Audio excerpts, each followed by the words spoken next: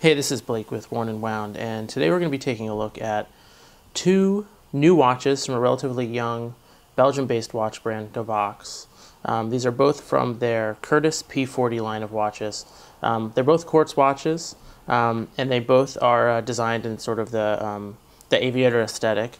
The name of the watch, the Curtis P40, references specifically a plane flown by the Flying Tigers, which was a group of American pilots fighting on behalf of China against the Japanese in World War II. And what's really interesting about the brand and sort of tying that history into this watch is that the owner of the brand is actually a grandson of one of the original Flying Tiger pilots. So there's actually some real history to it, some real reasoning behind why the brand would go with that name and that history. These watches range in price from about $230 to $255. So let's take a closer look. So taking a closer look at these two variations of the Curtis P40. So this one here that we have in brushed stainless steel finish is the reference number 350 with a calendar function. The cases of these two models are really identical aside from finish. They measure 40 millimeters in diameter. They have 20 millimeter lugs, and they measure 8 millimeters in diameter. So they're really a nice, modest size. They'll fit really nicely on your wrist. And the lug to lug width is about 46 millimeters, 46.5 millimeters rather. And as you can see, it's got this pretty even brushed stainless steel finish throughout. A very simple, clean case design. Really not detracting anything from the dial. And then if we move here towards the back of the watch, you'll see that we have the Gavox logo, which I actually happen to really like. I think it's a pretty attractive logo. Each of these watches is individually numbered. So that's a nice detail for reference down the road if you want to sort of place this watch in its manufacturer history with Gavox. And then we can take a look here at the PVD version. So as I mentioned, the dimensions of the case are exactly the same. Again, 40 millimeters in diameter, 20 millimeter lugs, 8 millimeters tall, but it's got this really nice, very even matte PVD finish throughout the case. Again, you can see it here from the profile, and again, both watches do have a signed crown with a G for Gavox, and the PVD does not continue on the back on this sealed pressed case back, but again, you get the individual number, the Gavox logo, Japanese movement, etc. Alright, so now we're going to take a closer look at the dials of the two Curtis P40 models. This, as I mentioned, is the reference 350 calendar version. So you'll see it's a pretty simple colorway. It's a black base of the dial with white text and markings throughout. You have these minute indicators along a raised internal bezel along the very outer rim of the watch, with hash markers for each individual minute and then numerals every 5 minutes. And then inside that you have again hash markings for each of the minutes and large hash markings for all of the hours. Of course, with the exception of 12 o'clock where you have that large 12. And then seated right under that you have the Gavox and Curtis P40 logo. And so those are, generally speaking, very similar elements of what we'll see on the reference 338 in a minute. But what really sets this one apart, of course, is the calendar function. So you'll see we have subdials at 3 o'clock, 6 o'clock, and 9 o'clock. The subdial at 3 o'clock indicates the day of the month, and the subdial at 9 o'clock indicates the day of the week. And the small seconds subdial at 6 o'clock, obviously, is your active second hand. What I really like about these dials is I think they're well proportioned, and also, I don't know if you can pick this up in the camera, but there are these sort of concentric circles, texture within the dials, just sort of helping to, without actually changing the color of the subdial, draw your eye to them, make them stand out a little bit better, and also just provide some texture to the dial. You also notice that all of the hands on this watch are all sword style, including the hour and minute, the main hour and minute, as well as the small hands on each of the subdials. So real quickly, I can just show you how to operate the movement. As I mentioned, this is a Seiko quartz movement, the VD75. And so pull the crown out one click, and you're able to, by turning the crown towards you, or counterclockwise, adjust the day of the month. and turning it away from you, or clockwise does nothing, and then pulling the crown out one more click, and you're able to change the time. Unfortunately, there's no quick change of the day of the week on this watch, so you actually have to rotate the time a full 24 hours to click that over. You can see it just switched to Tuesday. A minor drawback, I don't think it's something you're going to run into all the time. Since it is quartz, it's not like it's going to die on you, so you really shouldn't have a problem there. Okay, so now we're taking a closer look at the reference 338 version of the Curtis P40. So obviously, as we saw with the reference 350, you have the minute indices along the outer rim of the dial. Same hands throughout. And then if you're looking at the subdials, again, this is sort of where it gets its different look. So again, at 6 o'clock, you have a small active seconds hand. And this time at 12 o'clock, there's no large 12. Instead, it's been replaced with a 24-hour subdial. I like this, the way this one is laid out. You've got the AM and PM indicators, as well as the two-tone sort of layout of the outer sort of rim of that subdial. Again, with these subdials, you're getting sort of the concentric textured circle beneath. Again, I like the sort of texture look that it gives to the dial. It helps the subdials really sort of stand out.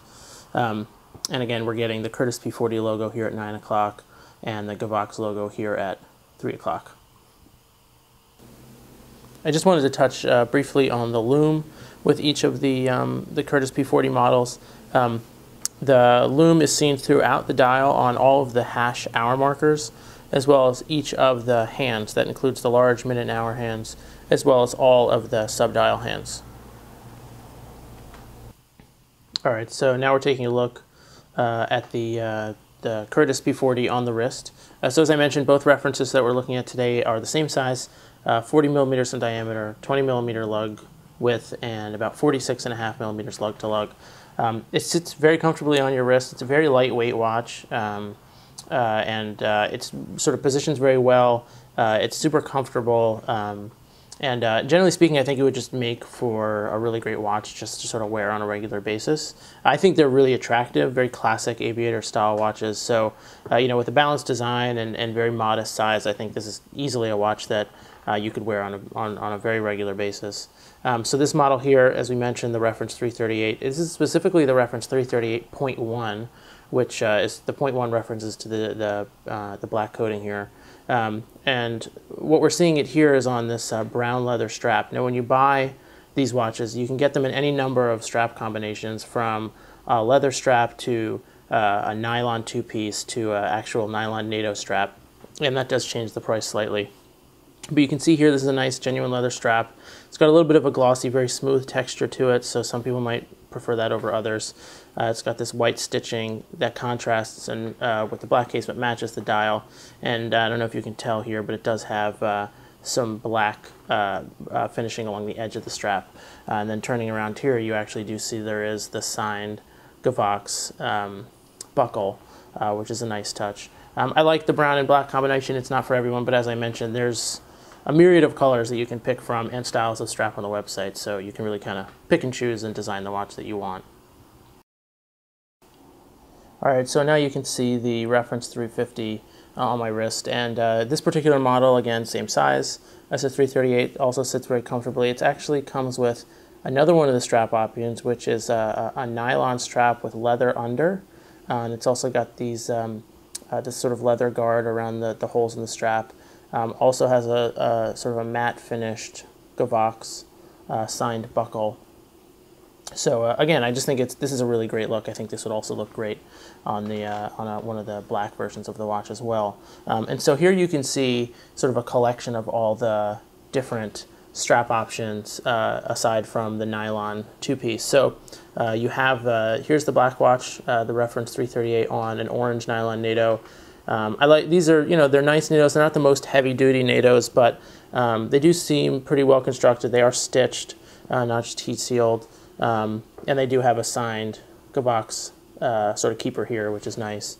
And then, as you remember, there was the brown leather. There's also a black leather option, and there are even more options beyond this on the site. So you have your choice.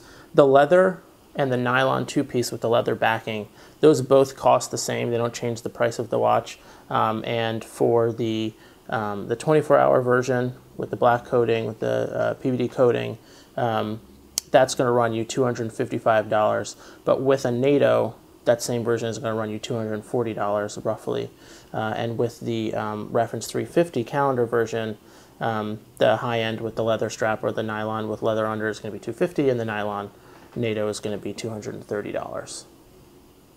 So now we're going to take a look very briefly at the packaging that the Gavox comes with. So this is actually a slightly more expensive option. For an additional $15, you can get this wooden box for the watch. It's I think it's kind of cool if you're into sort of watch boxes and you tend to keep them, or maybe you're getting this as a gift for somebody and this might be their first watch. This might be a nice sort of addition to get for it. It's got, it's this sort of raw pine style box, and it's got, the sort of printed on Gavox logo, and sort of in this military font. It's got the Gavox and, Gavox Industries down here at the bottom, Belgian design, aviator, etc. So it's pretty nice, and it's got this brown leather strap that keeps it closed. So you just kind of open it that way, and then you pull the box open, and you've got this foam padding to protect, and then you have your limited warranty information, with the reference number and serial number, individually numbered, of course.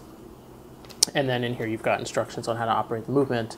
And then obviously inside you have your watch and this nice foam padding that'll keep it nice and protected. It'll be somewhere you can store your watch in the future.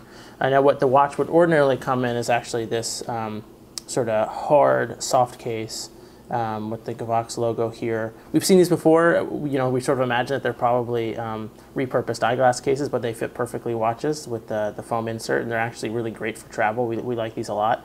So you just unzip it here. Inside, you have the watch itself, sort of safely, very securely put into place using this foam insert. So again, I really like this packaging. I think it works really well, and if you don't need the wooden box, this certainly works just fine. So just sort of giving some concluding thoughts on the Gavox. I think that, for around $230 to about $255 for the models that we took a look at, you're getting a quality Seiko quartz movement. The construction on these is really nice. The aesthetic of them is really nice. I think that the design is very thoughtful. I think they did a great job of balancing the watch very well, providing some sort of unique little design details. And again, with both of these, you're getting a sort of somewhat unique functionality on the dial. It's not just your average sort of three-hand watch, and I like that a lot. So I guess the question really becomes of, who is this watch for? And I think that, for some of you out there who are, really bought in hard on the, the mechanical watch thing, and you have a collection of several mechanical watches, maybe this isn't for you. Maybe you're not ready to, maybe you're not interested in buying a quartz watch. But for others, I think this would make a great daily wear if you're looking for something to sort of wear everywhere and constantly. I think they're really attractive watches, so they fit perfectly. I also think this is a really good consideration for a young watch collector, maybe the first watch. I know that if I were 16 and instead of going to the department store and getting the same watch that anybody else could pick up, if somebody was sort of got me hip to these watches and I was able to, for basically the same price, get something a little bit more unique, I frankly think a lot more attractive than what's generally available in the department store. It's not going to be a watch that any of your friends are going to have. So I think this would also make a great first watch for a young collector. So so these are the Gavox Curtis P40 watches. Please don't forget to come back to Worn and Wound and check out the full written review, and you can follow us on Facebook, Twitter, and Tumblr.